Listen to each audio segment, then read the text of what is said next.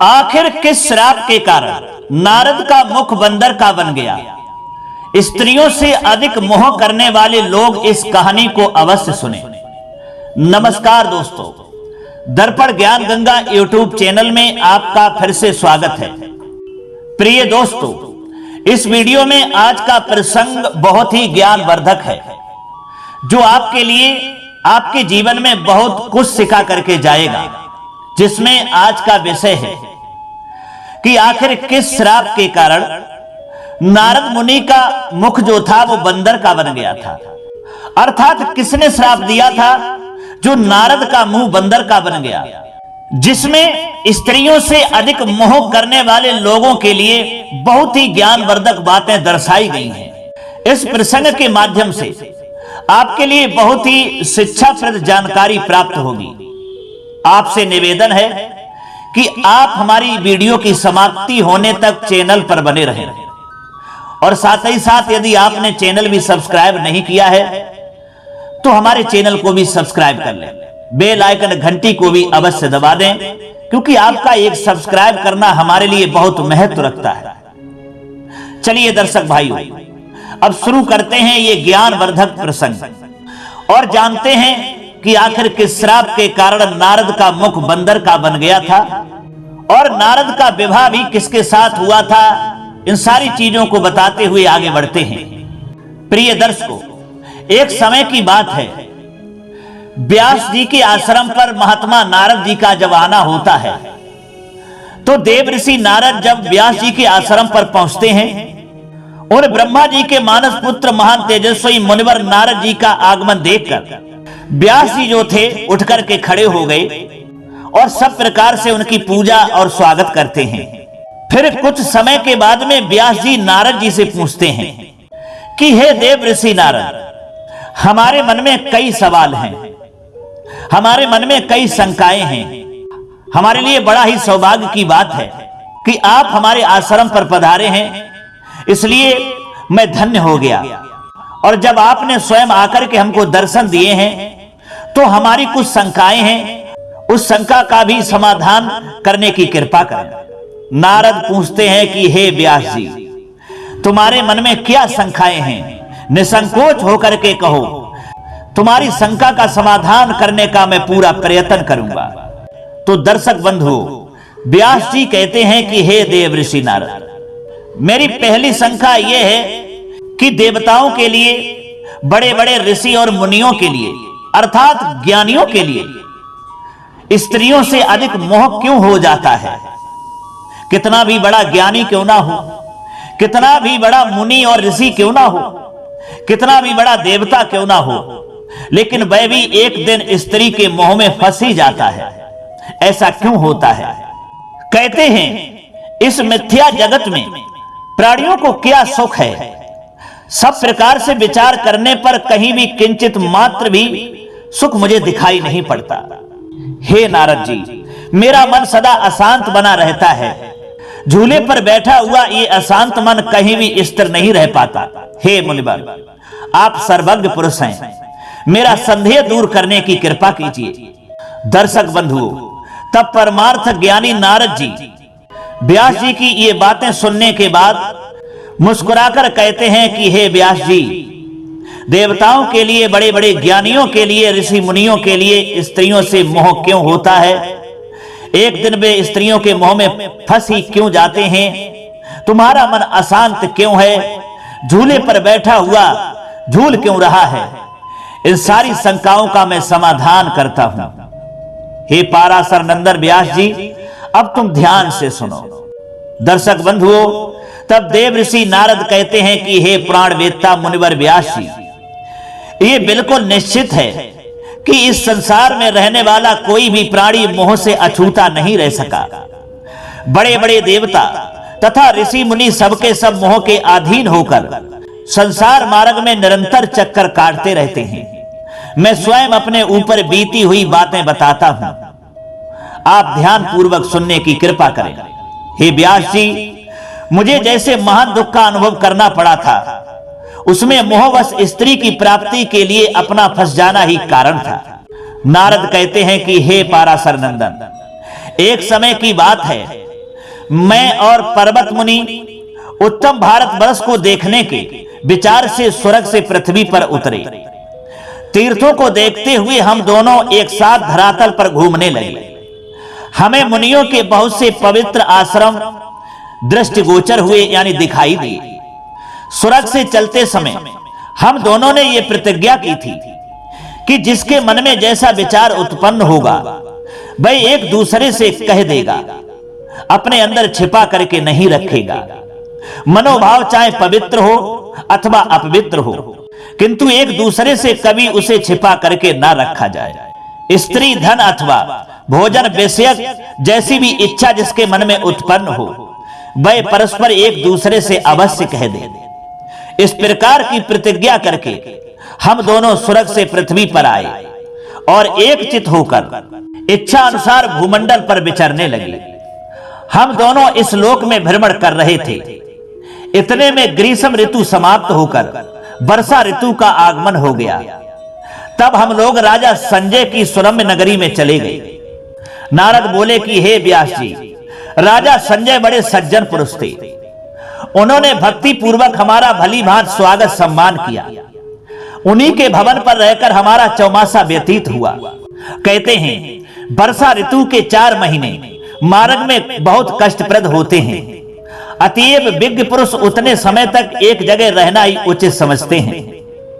सुख की आशा रखने वाला पुरुष कार्यवश 8 महीने सदा विदेश की यात्रा कर सकता है, किंतु वह वर्षा ऋतु में बाहर जाने का दुस्साहस न करे। इस प्रकार मन में सोचकर हम दोनों व्यक्ति राजा संजय के यहाँ रह गए। उन महानुभाव नरेश ने बड़े आदर के साथ हमारा आतिथ्य किया, हमारा स्वागत किया। राजा संजय की एक सुंदर कन्या भी थी, उसका नाम दमयंती था। राजा की आज्ञा से वह परम सुंदरी कन्या सदा हमारे सत्कार में संलग्न रहती थी, यानी हमारी ही सेवा में लगी रहती थी। वह बड़ी विदुषी थी, उसके नेत्र बड़े विशाल थे, उसका उद्यमी स्वभाव था। वह किसी भी समय हम दोनों की सेवा से मुख नहीं मोड़ती थी। हम दोनों के सामने सदा अभिलषित पदार्थ उपस्थित किया करती थी। उसके द्वारा मन के अनुकूल भोजन, आसन आदि का पूरा प्रबंध हो जाया करता था। देव ऋषि नारद कहते हैं कि हे व्यास जी, इस प्रकार हम दोनों मुनि राजा संजय के भवन पर सत्कृत होकर रहने लगे। वेद का स्वाध्याय करना हमारा स्वाभाविक गुण है ही, अतः हम अपने वेद व्रत में सदा संलग्न रहते थे। मैं हाथ में वीणा लेकर उत्तम स्वर से सामवेद गाया करता था। कान को सुख पहुंचाने वाले उस गान में मधुरता भरी हुई थी। मेरे मनोहर सामगान को सुनकर राजकुमारी दमयंती मुझ पर आसक्त हो गई। उस परम विदुषी के मन में अब मेरे प्रति अपार प्रेम उत्पन्न हो गया और उस प्रेम की मात्रा उत्तरोत्तर बढ़ती ही चली गई। ऐसी स्थिति में प्रेम करने वाली उस सुंदरी के प्रति मेरा मन भी चलायमान हो गया। अब तो मुझ में विशेष अनुराग रखने वाली वह राजकुमारी मेरे और पर्वत मुनि के लिए जो भी सेवा कार्य या वस्तु उपस्थित करती थी, उसमें कुछ भेदभाव होने लगा। वह मुझे जिस प्रकार प्रेम से देखती थी, वैसे ही पर्वत मुनि को भी देखना उसके लिए संभव नहीं रहा। राजकुमारी दमयंती के ऐसे सहेतुक प्रेम को देखकर पर्वत मुनि ने मन में विचार किया कि ऐसा क्यों हो रहा है। उनके आश्चर्य की सीमा नहीं रही। तदंतर उन्होंने एकांत में मुझसे जाकर के पूछा कि हे नारद, बात क्या है, स्पष्ट रूप से बताने की कृपा करो। राजकुमारी दमयंती तुम्हारे प्रति जैसा अधिक अनुराग रखती है, मेरे प्रति उसका वैसा प्रेम नहीं है। ये भेद मेरे मन में संदेह उत्पन्न कर रहा है। जान पड़ता है राजकुमारी के मन में तुम्हें पति बनाने की इच्छा सर्वथा निश्चित हो गई है। लक्षणों को देखकर मेरी समझ में आ रहा है कि तुम्हारा अभिप्राय भी वैसा ही है, क्योंकि आंख और मुख के भाव प्रेम के कारण को सूचित कर देते हैं। हे मुनि, सत्य बात कहो, स्वर्ग से चलते समय हम लोगों ने जो प्रतिज्ञा की थी, इस समय तुम्हें उस पर ध्यान रखना चाहिए। दर्शक बंधुओं, तब नारद जी कहते हैं कि हे व्यास, जब पर्वत मुनि ने अत्यंत आग्रह के साथ मुझसे कारण पूछा, तब बड़े संकोच में भरकर मैं उनसे कहने के लिए उद्धत हुआ। मैंने कहा, कि हे पर्वत मुनि, विशाल नेत्रों वाली ये राजकुमारी मुझे पति बनाना चाहती है, ये सत्य है और इसके प्रति मेरी भी मानसिक भावना वैसी ही बन चुकी है। मेरे इस सत्य वचन को सुनकर मुनिवर पर्वत के मन में क्रोध उत्पन्न हो गया। उन्होंने मुझसे कहा कि नारद, तुम्हें बार बार धिक्कार है, क्योंकि पहले प्रतिज्ञा करके तुमने मुझे बड़े भारी धोखे में डाल दिया है। अरे मित्रद्रोही, मैं तुम्हें श्राप दे रहा हूं, तुम अभी बंदर के मुख वाले बन जाओ। दर्शक बंधु, देव ऋषि नारद कहते हैं व्यास जी से कि हे व्यास जी, पर्वत मुनि महात्मा पुरुष थे, तब रोष में भरकर उन्होंने मुझे ऐसा श्राप दे दिया कि तुम्हारा मुंह बंदर का बन जाए। तब तुरंत मेरे मुख की आकृति जो थी वह बंदर की हो ही गई। अतः संबंध में वे मुनि मेरी बहन के लड़के थे, पर क्रोध बस मैं भी उन्हें क्षमा न कर सका। मैंने भी उनके लिए श्राप दे दिया कि अब से तुम भी स्वर्ग के अनाधिकारी हो जाओ। हे पर्वत मुनि, तुम्हारी बुद्धि बड़ी खोटी है। इतने थोड़े से अपराध पर तुमने मुझे श्राप दे दिया, अतएव तुम भी अमृत लोक की ही हवा खाते रहो। उसके बाद पर्वत मुनि अत्यंत उदास होकर नगर से निकल पड़े। मेरा मुख भी बंदर के मुंह जैसा हो गया था। राजकुमारी परम विदुषी थी। बीड़ा का स्वर सुनने में वह बड़ा उत्साह रखती थी। जब उसने मुझ क्रूर बंदर को देखा, तब उसके मुख पर अप्रसन्नता की घनी घटाएं छा गई। दर्शक बंधु, ये सुनकर के तब व्यास जी ने पूछा कि हे देवऋषि नारद, इसके बाद क्या हुआ? आपने सांप से कैसे छुटकारा पाया? फिर आपकी मुखाकृति मानवाकार कैसे हुई? ये प्रसंग पूर्ण रूप से बताने की कृपा करें। फिर आप दोनों महानुभावों का कब, कहां और कैसे मिलन हुआ, ये सभी बातें विस्तार पूर्वक बताने की कृपा करें। प्रिय दोस्तों, तब देव ऋषि नारद कहते हैं कि हे पाराशर नंदन व्यास जी, क्या कहूं, माया की गति बड़ी ही विचित्र है। कुपित होकर पर्वत मुनि के चले जाने पर मैं प्रायः दुखी भोगता रहा। यद्यपि राजकुमारी दमयंती सेवा में तत्पर होकर सदा मेरा सहयोग ही करती रही। पर्वत मुनि चले गए और मैं स्वेच्छा पूर्वक वहीं ठहर गया। बानर के समान मुख हो जाने के कारण मेरे मन में दीनता छा गई। मेरे दुख का पार नहीं रहा। ये कैसी घटना सामने घट गई, इस प्रकार की चिंता मुझे सदा कष्ट देने लगी। अब राजकुमारी दमयंती के शरीर में कुछ जवानी के चिन्ह स्पष्ट होने लगे। राजा संजय ने देखकर उसके विवाह के लिए अपने मंत्री से कहा कि अब मेरी कन्या विवाह के योग्य हो गई है। आप मुझे कोई सुयोग्य वर बतलाइए जिसके साथ में हम अपनी बेटी दमयंती का विवाह कर दें। कहते हैं कि जब जवान बेटी घर में हो जाए तो उसके पीले हाथ अर्थात उसका विवाह जल्दी से कर देना चाहिए, क्योंकि जवान अवस्था में जो बेटी माँ बाप के सामने घूमती है और रहती है तो उस समय माँ बाप के लिए पाप लगता है। इसलिए हे मंत्री, कोई अच्छा सा वर मुझे बतलाइए जिसके साथ हम अपनी पुत्री दमयंती की शादी कर दें। और एक बात ध्यान रहे, इसके लिए ऐसा राजकुमार चाहिए जो सब प्रकार से श्रेष्ठ हो। उसे सुंदर, उदार, गुणी, सूरवीर और कुलीन होना चाहिए। ऐसा वर मिलने पर मैं उस राजकुमार के साथ अपनी कन्या का विधिवत परिग्रहण संस्कार कर दूंगा।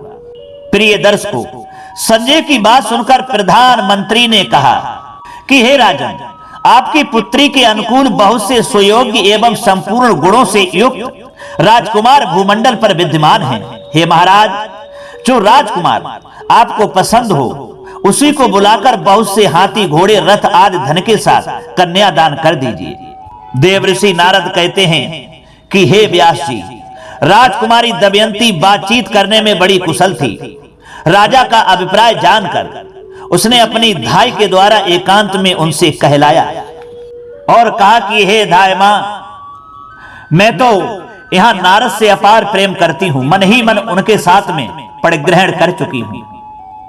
हमारे पिताजी कई दूसरे राजकुमार को ढूंढने के लिए जा रहे हैं, उससे मेरा विवाह रचाएंगे, लेकिन मैं ऐसा करने में असमर्थ हूं।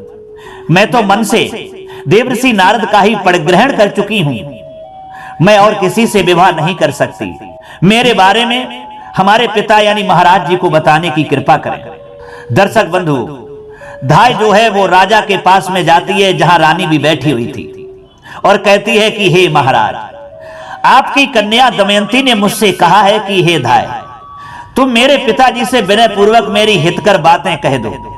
उसका कथन है, मैं बुद्धिमान नारद जी का वर्ण कर चुकी हूं, उनकी बीड़ा के स्वर ने मेरे मन को मोहित कर लिया है, अतः अब दूसरा कोई पुरुष मुझे अभीष्ट नहीं है, मुझे प्रिय नहीं होगा। हे पिताजी, आप मेरी रुचि के अनुसार इन मुनिवर के साथ ही मेरा विवाह कर दीजिए। मैं इनके सिवा दूसरे किसी को पति नहीं बनाऊंगी, क्योंकि मुनि के रस स्वरूप नादमय मधुर समुद्र में मैं डूब चुकी हूं। ये सुखदाई सागर नाग, घड़ियाल, मत्स्य आदि जानवरों से बिल्कुल शून्य है। नारद जी कहते हैं कि हे पाराशर नंदन व्यास जी, धाय द्वारा कहलाई हुई पुत्री दमयंती की बात सुनकर राजा संजय ने पास बैठी हुई अपनी सुंदर नेत्रों वाली रानी कैकेयी से कहा। राजा कहते हैं कि हे प्रिय, धाय ने जो बात कही है वह तो तुम सुन ही चुकी हो। अरे बंदर जैसे मुख वाले नारद मुनि को उसने पति रूप में वर्ण कर लिया है, उसकी यह मूर्खता पूर्ण दुचेष्टा है, वह मूर्ख है। भला बंदर के समान मुख वाले उस मुनि को मैं अपनी ये कन्या कैसे दूंगा? कहां भीख मांगने वाला वह कुरु मुनि और कहां मेरी लाडली परम सुंदरी कन्या दमयंती? ऐसा बेमेल संबंध कभी भी नहीं किया जा सकता। हे प्रिय, तुम्हारी वह भोली कन्या मुनि पर आसक्त हो गई है, तुम उसे एकांत में शास्त्र की आज्ञा तथा वृद्ध पुरुषों की मर्यादा बतलाकर युक्ति पूर्वक समझाकर इस हर्ष से मुक्त करो। प्रिय दर्शकों, पतिदेव की ये बात सुनकर रानी कैकेयी ने राजकुमारी दमयंती से अकेले में जाकर के कहा कि हे बेटी, कहां तो तुम जैसी रूपवती राजकन्या और कहां वह बंदर मुंह का निर्धन मुनि? तुम्हारा शरीर लता के समान सुकोमल है और ये मुनि देह में सदा राख लपेटे रहता है, फिर तुम चतुर होती हुई भी इस भिक्षुक मुनि पर कैसे आसक्त हो गई हो? हे बेटी, इस बंदर मुंह के साथ तुम्हारा संबंध कैसे शोभा पा सकता है? इस निंदनीय पुरुष के प्रति तुम्हारी प्रीत कैसे हो सकेगी? तुम्हारा वर तो कोई सुंदर राजकुमार होना चाहिए। हे पुत्री, तुम व्यर्थ हट मत करो। धाय के मुख से बात सुनकर तुम्हारे पिता अपना दुख प्रकट कर रहे हैं और ठीक ही कह रहे हैं कि बबूल के वृक्ष पर फैली हुई कोमल मालती लता को देखकर किस चतुर पुरुष का मन दुखी नहीं होगा। जगत में मूर्ख कहलाने वाला मानव भी ऊंट को खाने के लिए कोमल पान के पत्ते नहीं देता है। विवाह के अवसर पर तुम इस नारद के पास बैठो और ये तुम्हारा परिग्रहण करे, इसे देखकर किसका चित्त नहीं जलेगा? ऐसे घृणित मुख वाले के साथ तो बातचीत में भी रुचि उत्पन्न करने की संभावना नहीं होती। अतएव इस नारद के साथ अंत तक तुम अपना जीवन कैसे व्यतीत कर सकोगी? नारद कहते हैं कि हे व्यास जी, उधर सुकुमारी दमयंती मेरे विषय में अपनी पक्की धारणा बना चुकी थी। माता की बात सुनकर अत्यंत घबराहट के साथ उसने कहा कि हे माता जी, जब ये मुनि रसमार्ग से बिल्कुल अनभिज्ञ हैं और सांसारिक विषय वासना का इन्हें कुछ भी ज्ञान नहीं है, तब इन्हें सुंदर मुख, धन और राज्य से क्या प्रयोजन है? हे माता जी, वन में रहने वाली उन हरिणियों को भी धन्यवाद है जो बीड़ा का मधुर स्वर सुनकर प्राण तक देने को तैयार हो जाती हैं। कहते हैं जो मूर्ख मानव इस स्वर से प्रेम नहीं करते वे जगत में धिक्कार के पात्र समझे जाते हैं। तुम नहीं जानती, जो मूर्ख मानव इस स्वर से प्रेम नहीं करते वे जगत में धिक्कार के पात्र समझे जाते हैं। हे मां, नारद जी को जिस सप्त स्वरमयी विद्या का ज्ञान है उसे शिवजी को छोड़कर तीसरा कोई भी पुरुष नहीं जानता। हे माता, मूर्ख के साथ रहने पर तो प्रतिक्षण ही मृत्यु का सामना करना पड़ता है, अतः रूपवान और धनवान होने पर भी यदि कोई मूर्ख है तो उस पुरुष को सदा त्याग देना चाहिए। व्यर्थ गर्व करने वाले मूर्ख राजा की मित्रता को धिक्कार है। गुणी भिक्षुक की मित्रता को मैं श्रेष्ठ मानती हूं। इसका कारण यह है कि उसके वचन मात्र से सुख की अनुभूति होती रहती है। स्वर, ग्राम और मूर्छना आदि 8 प्रकार के भेदों को जानने वाला दुर्बल पुरुष भी मिलना कठिन है। स्वर के ज्ञान में परम प्रवीण पुरुष कैलाश तक पहुंचाने वाली गंगा और सरस्वती की तुलना कर सकता है। जो स्वर के प्रमाण को जानता है उसे मनुष्य होते हुए भी देवता समझना चाहिए। स्वर भेद से अनभिज्ञ इंद्र भी पशु के तुल्य हैं। मूर्छना आदि स्वरों को सुनकर जिसके मन में आह्लाद उत्पन्न नहीं होता, उसे ही सर्वथा पशु समझना चाहिए, ना कि हिरनी को ही। मैं तो विषधर सर्प को भी श्रेष्ठ मानती हूं। कारण यह है कि कान न रहने पर भी मनोहर नाद सुनकर वह मस्त हो जाता है, और कान वाले मानव यदि मनोहर नाद सुनकर हर्षित नहीं होते तो उन्हें धिक्कार है। बालक भी उत्तम स्वर से गाए हुए गीत को सुनकर प्रसन्न हो जाता है। इस गान के रस को न समझने वाले वृद्ध तक अधम समझे जाते हैं। क्या मुनिवर नारद के न पार अप्रतिम गुणों को पिताजी नहीं जानते? अरे त्रिलोकी में नारद के समान सामवेद का दिव्य गान करने वाला दूसरा कोई भी नहीं है। अतएव मैंने अच्छी तरह समझ बूझ कर ही इन मुनि का वर्ण कर लिया है। सुप्रसिद्धि गुणी इन मुनि के मुख की आकृति पहले बंदर जैसी नहीं थी, बाद में श्राप के कारण इनका ऐसा मुंह हो गया है, और वह भी मेरे ही कारण हुआ है। अतः मैं कैसे दूसरा विचार कर सकती हूँ? मैं दूसरे के साथ शादी करने का कैसा विचार बना सकती हूँ? हे माता, मैं ऐसा कदाप नहीं कर सकती। किन्नर घोड़े जैसे मुखवाले होने पर भी किसको प्रिय नहीं होते, उनसे सभी प्रेम करते हैं। इसका कारण यह है कि सामवेद के वे बड़े अच्छे जानकार हैं। किसी के सुंदर मुख से ही क्या प्रयोजन है? हे मां, तुम पिताजी से कह दो, मैं निश्चित रूप से मुनिवर को वर चुकी हूं।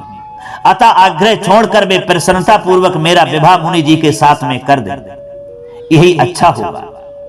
दर्शक बंधु, नारद जी कहते हैं कि हे पाराशर नंदन व्यास जी, पुत्री की बात सुनकर रानी ने राजा से सब कह सुनाया।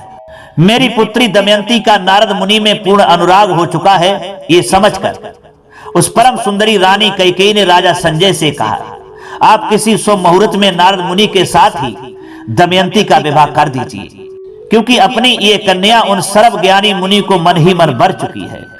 नारद जी कहते हैं कि इस प्रकार रानी कैकेयी के प्रेरणा करने पर राजा संजय विधि पूर्वक विवाह करने को प्रस्तुत हो गए। उन्होंने संपूर्ण विधि संपन्न करके मेरे साथ दमयंती का विवाह कर दिया। परम तपस्वी व्यास जी, इस तरह विवाह होने के पश्चात मैं भी वहीं रहने लगा। बंदर का मुख होने के कारण मेरी मानसिक चिंता सीमा को पार कर रही थी। जब राजकुमारी दमयंती सेवा करने के लिए मेरे पास आती, तब मैं दुख से संतप्त हो उठता, परंतु खिले हुए कमल के समान मुख वाली वह राजकुमारी मुझे देखकर कभी भी कहीं भी तनिक सा भी खेद प्रकट नहीं करती थी। मेरे बंदर के मुख से उसके मन में जरा भी उद्वेग नहीं था, जरा भी घृणा नहीं थी, जरा भी जलन नहीं थी। धीरे धीरे यूं कुछ समय व्यतीत होने के पश्चात सहसा एक दिन पर्वत मुनि मेरे स्थान पर पधारे, जिन्होंने मुझे साफ देकर मेरा मुख बंदर का बना दिया था। जब वो हमारे स्थान पर आए, अनेक तीर्थों में भ्रमण करते हुए मुझसे मिलने के विचार से ही वे आए हुए थे। अनेक तीर्थों में भ्रमण करते हुए मुझसे मिलने के विचार से ही वे मेरे पास आ गए थे। मैंने उनका पर्याप्त सम्मान किया, उनकी विधिवत पूजा की। एक दिन वे आसन पर बैठे थे। उस समय मुझको और दमयंती को देखकर उनका मन दुखी हो गया, क्योंकि मेरी स्थिति बड़ी ही दयनीय थी।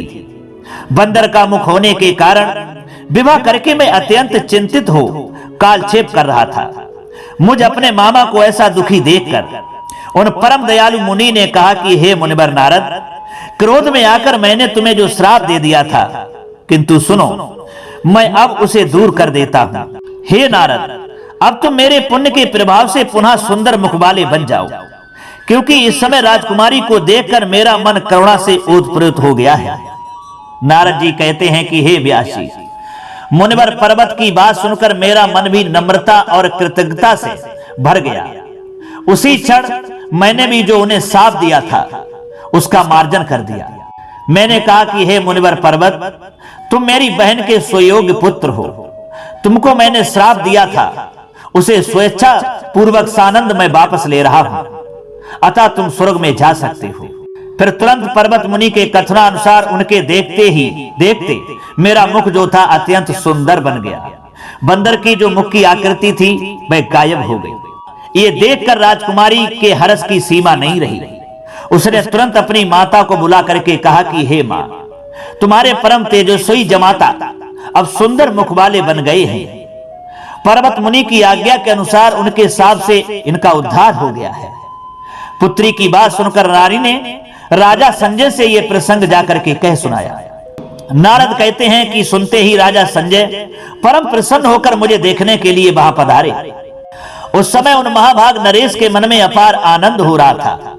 फिर उन्होंने मुझे उपहार में बहुत सा धन दिया और मेरे भाग्नेय पर्वत मुनि को भी सादर उपहार समर्पित किया। मेरे इसी जीवन में ये सब प्रसंग घट चुके हैं। मेरे अनुभव से ये महामाया का ही प्रभाव एवं महात्म्य है।